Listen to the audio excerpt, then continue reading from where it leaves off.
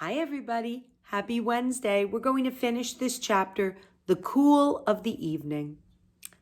If you remember, Charlotte told Templeton to go have fun at the fair. She said, "You've been very helpful." The rat grinned. "I'm going to make a night of it," he said. The old sheep was right. This fair was a rat's paradise. What eating and what drinking, and everywhere good hiding and good hunting. "Bye-bye, my humble Wilbur. Fare thee well, Charlotte, you old schemer. This will be a night to remember in a rat's life." He vanished into the shadows. Charlotte went back to her work. It was quite dark now.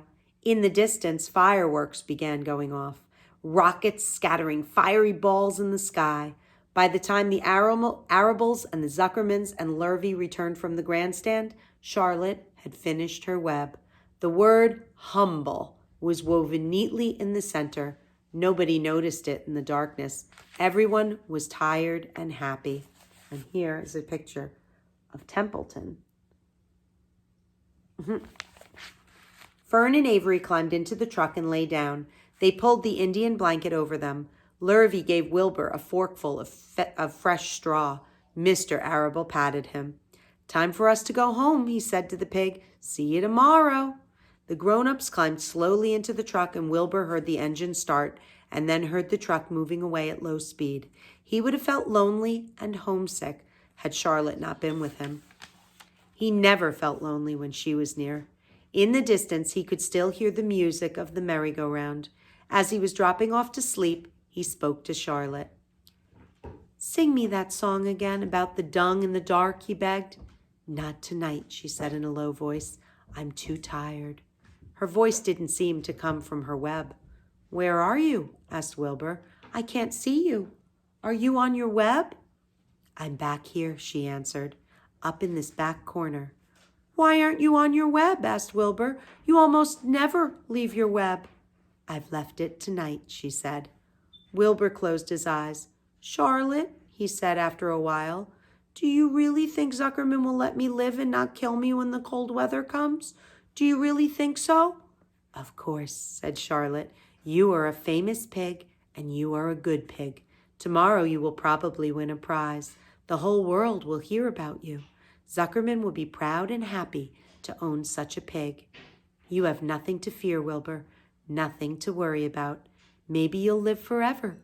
Who knows? And now, go to sleep." For a while there was no sound. Then Wilbur's voice. "What are you doing up there, Charlotte?" "Oh, making something," she said. "Making something as usual." "Is it something for me?" asked Wilbur. "No," said Charlotte. "It's something for me for a change." "Please tell me what it is," begged Wilbur. "I'll tell you in the morning," she said, "when the first light comes into the sky and the sparrows stir and the cows rattle their chains, when the rooster crows and the stars fade, when early cars whisper along the highway, you look up here and I'll show you something. I will show you my masterpiece."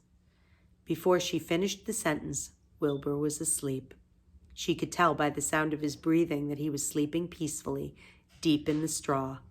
Miles away at the Arable's house, the men sat around the kitchen table eating a dish of canned peaches and talking over the events of the day. Upstairs, Avery was already in bed and asleep. Mrs. Arable was tucking Fern into bed. "Did you have a good time at the fair?" she asked as she kissed her daughter. Fern nodded. "I had the best time I've ever had, anywhere or any time in all of my whole life." "Well," said Mrs. Arable, "isn't that nice?" And the next chapter is called The Egg Sack. We're going to stop here. Have a wonderful, wonderful day.